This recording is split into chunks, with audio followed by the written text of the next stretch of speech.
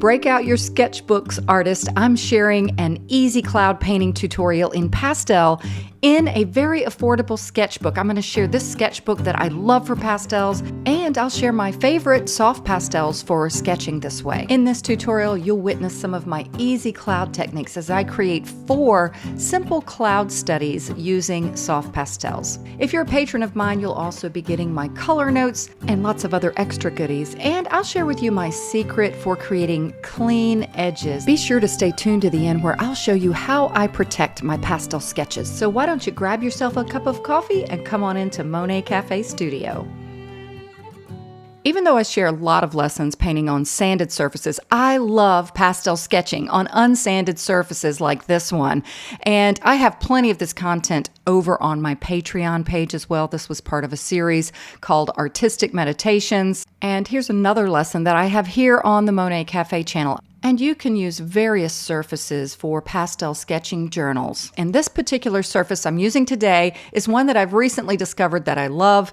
It's called the Cappuccino book. I'm not even going to try to say the name of that manufacturer, but this is just an unsanded surface. It's cappuccino, it's called, because it looks like a cappuccino color, and it's very affordable. This is the 8.5 by 6 book, and I'm using the larger one, which is 12 inches by 8.5 inches. And you can see it's quite affordable. So that's great news. The other great news is the pastels that I used are also quite affordable for soft pastels. These are Prismacolor NuPastels, spelled N-U, not N-E-W, and they are great for pastel sketching. I bought the large set many years ago. You can see it's less than $100. It's $91, and it's 96 sticks. You don't have to buy that. There's a small set for $25. And even though these are still considered soft pastels, they're on the harder range of that. They're harder, long, rectangular sticks. They're great for mark making, great for grasses and fine detail, and great for sketching.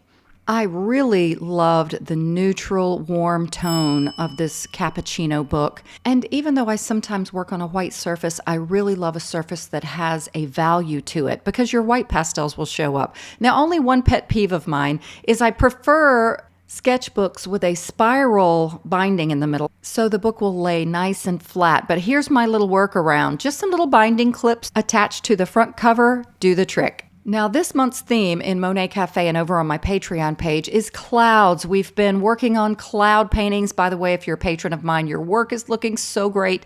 And I made a collection of cloud reference images from unsplash.com. And again, my patrons have access to that album. Now, I wanted to create 4 little cloud studies, and I like using pre-cut mats. It's just so much easier to use the edges. This one was too large, so I kind of used half on each side. You can see what I did here, and made it work to create my 4 little frames for my cloud studies. This is my very dirty limb tape dispenser. I like to use artist tape, and that dispenser is just so easy. You can be hands-free and just pull it out and use it. And I'm just blocking off my area here so I'll have nice clean edges when I'm done. Wait till you see at the end. I love pulling the tape off. These are my very loosely arranged Prismacolor NuPastels, and I'll talk more about them as I paint. So the first reference image I decided on was this cloud study or cloud image that I did a study of with just gorgeous colors. I'm first beginning with kind of a bluish, neutral blue Prismacolor NuPastel, and I'm just getting in a very simple sketch. I loved the motion of the clouds, and I'm getting kind of a silhouette of some of the big shapes. I also loved, I don't know if you can see it, there's a teeny sliver of a moon. It was kind of in the middle. I'm going to end up putting mine to the upper right where I made a little mark. So pastels can get really dirty. You saw me cleaning this one off. And I first just want to block in some of the color and value in these cloud shapes. I started with a middle value, and now I'm going to put in some color that will represent the darker values that you see kind of down low, particularly lower to the left of some of these clouds. And this little magenta color was perfect. And this is really just, I always equate it to like a dance. I'm kind of dancing around the image with a goal to work the whole and not get stuck or overly detailed in any one area. I went ahead and used this magenta color that's a little bit darker to get the clouds that are in the distance. Notice how they flatten out and get horizontal. I always say it's the opposite of how I say painting flowers in a field. Flowers up close to you down low are taller and larger and wider, and as they recede into the distance, they become these little bands. Well, it happens in the sky opposite. The things above you up high will be wider and larger, like these clouds in this reference image. And as they get closer to the horizon and further away, they flatten out. Now you can see I'm getting this pretty orangey red color, and you can notice that in the reference image there's some warmth, right? There's some pink, orange, gorgeous color. And so I'm just picking colors that will blend together to represent that. And now I'm getting a pretty pink color that leans a little bit lavender, and I'm just blending it in some areas where I'm seeing that particular value and color. And I'm just using my finger to do a little blending. You'll see me do more of that soon, where I want the clouds to be softer. So I'm zoning out and really looking at value now. This value is kind of a middle value, and it's a little bit cooler than some of those orangey red colors. And now you're going to see me use my finger just to blend. I'm just softening these clouds up. And on an unsanded surface like this, you can use your finger to blend because it doesn't really hurt your finger. If you're using a sanded pastel paper that's kind of like hardware store sandpaper, if you overblend with your fingers, it'll wear your fingers out. And also the oils from your fingers aren't great for lots of blending, but it's fine for these little studies. So now I'm picking out some of my background sky colors, and I've got some really nice pretty blues. Typically in a sky landscape, your cooler colors are up high. I always think of it up high like where space is. They're cooler and they're darker. And as things get closer to the horizon, they get lighter and warmer, more like turquoise colors. So this is a little bit of a cooler blue. And now I'm gradually going to start warming the color up, leaning a little bit more turquoise, which is a warmer blue. And gradually, as I go down lighter or lower, they're going to get lighter in value. You can see it in the reference image. Do you see? If you look way at the top, it's darker blue and cooler. As it goes down, down, down, it gets a lighter blue, kind of like right in the lower part of the painting, just above the large clouds there. And as it goes even lower, the sky gets even warmer, kind of like a little rosy pink color down by the horizon. And keep in mind, when you're painting with pastels, often your initial stages can look a little crazy. And here you can see where I'm getting a little lighter as I'm going down lower, and I'm still using this color to blend some of those other blues as well. But don't get frustrated if you're just starting out with pastels or any kind of painting. That's how the initial stages look. Unless you're one of those artists who you just paint every little section realistically and finished as you move throughout the painting. But that's usually more like photorealism.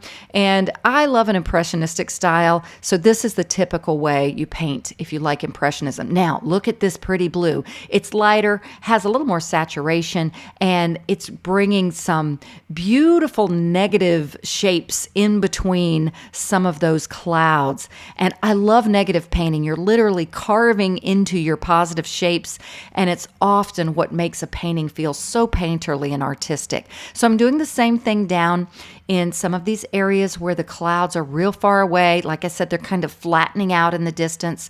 And I went ahead and put some of that blue down really low too, even though it was kind of rosy in the reference image. And this is a point where I would say that I have this study blocked in. I've got all of the surface covered very loosely, very sketchy like. And now I was just comparing some of my other colors of my Prismacolor NuPastels and accentuating some of the dark values where I want to give a little focal interest. Some of these clouds really far away, they're darker at the bottom, but I would say this cloud that I'm working on here is my main focal point. Other areas can be kind of lead-ins to it, but I want the viewer to come in and the viewer's eye to sweep from the lower left kind of up and around and out to the right. That's why I'm going to put that moon in kind of the upper right area later. Oh, I did actually warm up that area down low. I decided to use kind of a little lavender color, and now I'm going to add a little bit of this neutral pink. And one thing is really neat about pastels, you think you can't mix colors with pastels. Well, you can't in the typical way, like you can with oil, acrylic, or watercolor. But if you layer pastels gently together, you actually create new colors. Now I'm using this pretty little pinkish color, the same that I used down low by the horizon, into some of these upper clouds. I'm going to start now developing some of these areas where there are highlights on the clouds. Now, I would like to mention that if you feel cloud challenged when you're painting clouds, I had a wonderful artist who became a friend of mine, Deborah Secor. She painted the most glorious clouds, and she shared that try to think of clouds as a three-dimensional object. Even in a way, we tend to think of them as these wispy, translucent things that are so mysterious. But they really act much like any other object when it comes to receiving light.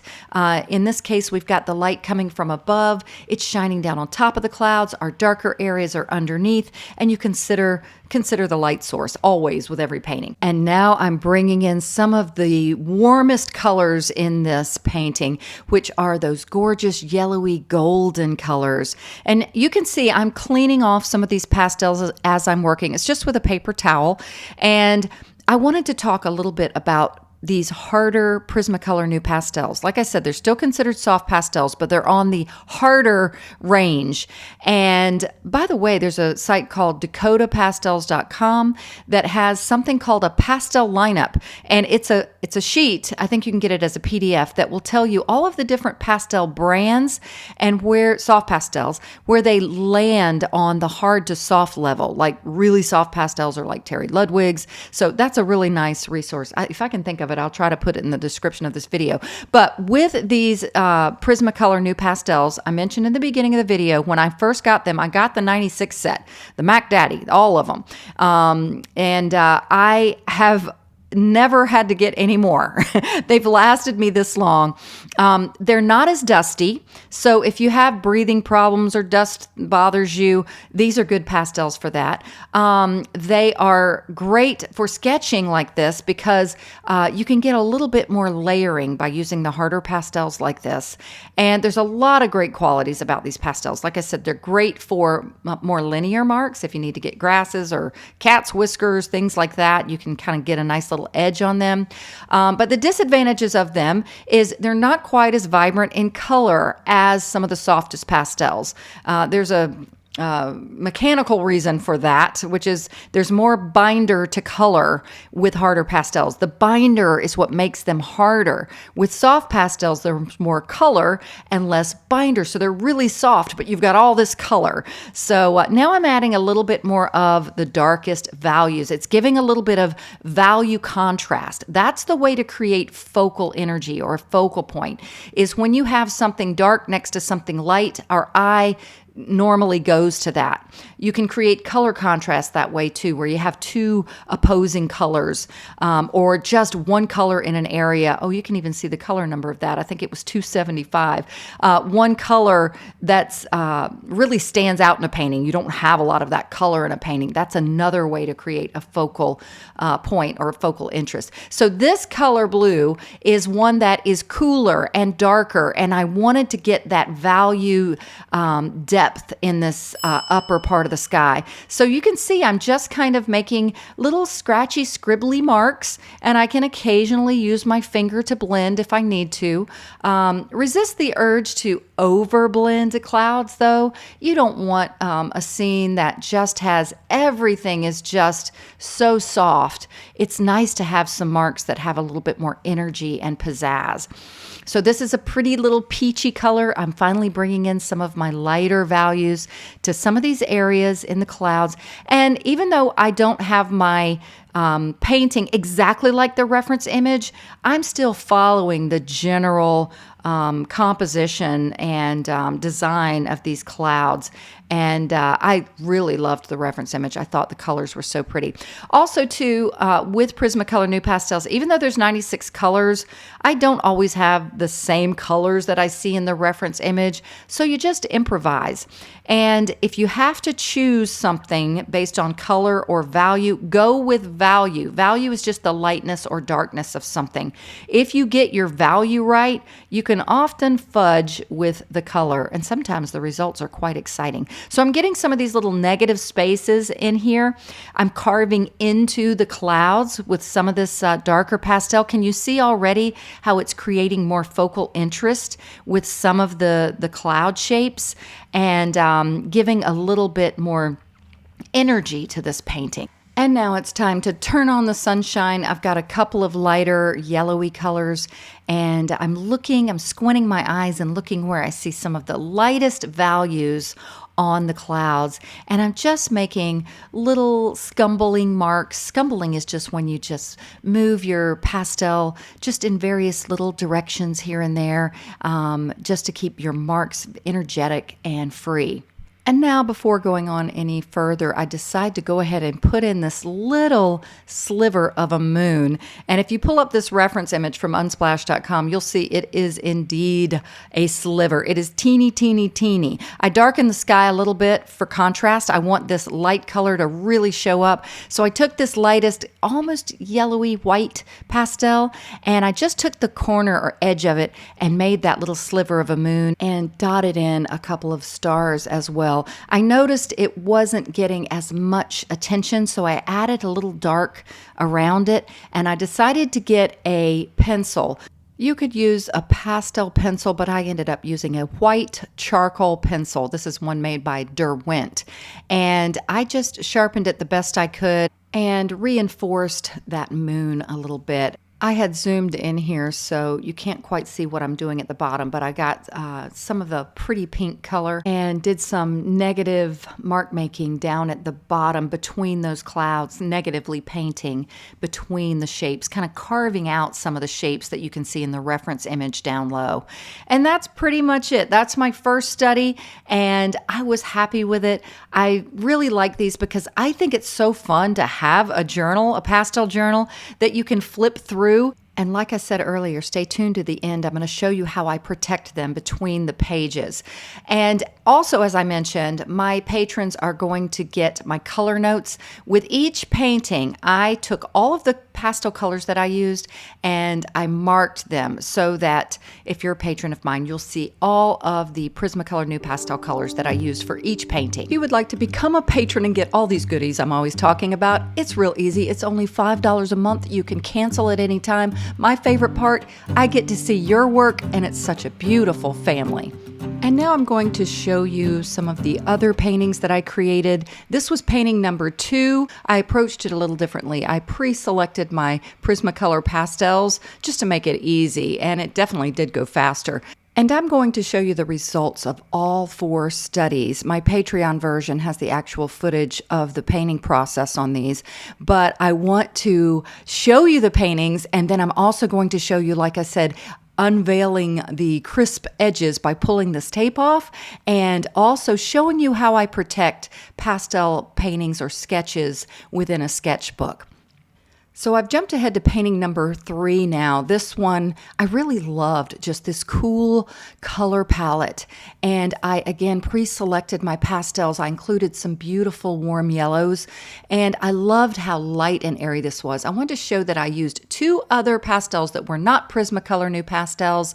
That large one, that's kind of a beautiful periwinkle color, is a Mount Vision pastel. I love those pastels. The other small sliver is a Terry Ludwig pastel. It's one that had broken, but I saved that precious little sliver.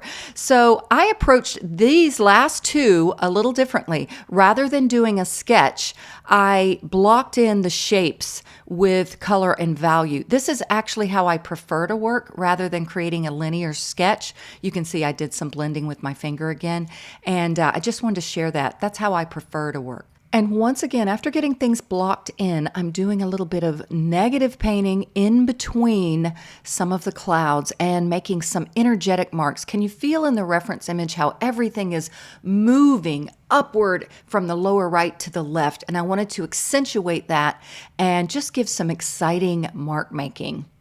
And once this one was done, it was time to move on to painting number 4, of course, making my color notes for my patrons. And with painting number 4, if you're a patron of mine, oh gosh, isn't this a gorgeous reference image? I want to do this again as a serious piece, as a larger painting. But if you're a patron of mine, this painting at the end is all real time. It probably took me about 15 minutes to create this, and I loved the limited color palette. Look at the colors to the right of me. It's just very few colors with a nice, I love color palettes that are warm and cool. I've got some beautiful warm colors and some pretty cool colors. And keep in mind, these are studies. That's what this pastel sketching is all about, is creating little studies that help you to get better as an artist, and also they are great references to go back and paint from to do a larger painting. So this is the final for all 4 little studies. And now let's take this tape off. And again, it's just creating nice, crisp, clean edges. And I used my little kneaded eraser to clean up. Like I said, here we go. See how good that works? It just gets it all nice and clean. And how am I going to protect this? You know, if I close the book, these pastels are going to get on the page in front of it. So I just get a piece of tracing paper. I cut it to fit the size or the area of where the paintings are. This is a little spontaneous pastel painting I had done that's at the very front of this journal. And you can see it just stays nice and crisp and fresh. Here you can see where I've added the tracing paper and just attached it with a little bit of artist tape. Now, I thought I'd go ahead and add my color notes into my pastel journal just to have them there. By the way, I never paint on both sides of a journal. If I ever wanted to cut one of the pages out and frame it or anything, I would not have to worry about a painting being on the back side. I hope you enjoyed this lesson, learned a lot. I hope you give it a try, and whether you're a patron on my Patreon page or someone on the Monet Cafe channel, I pray these techniques help you and encourage you and inspire you to do some pastel paintings of your own. And if you're a patron of mine, I'm going to get to see your work. I love that. All right, everyone. As always, God bless and happy painting.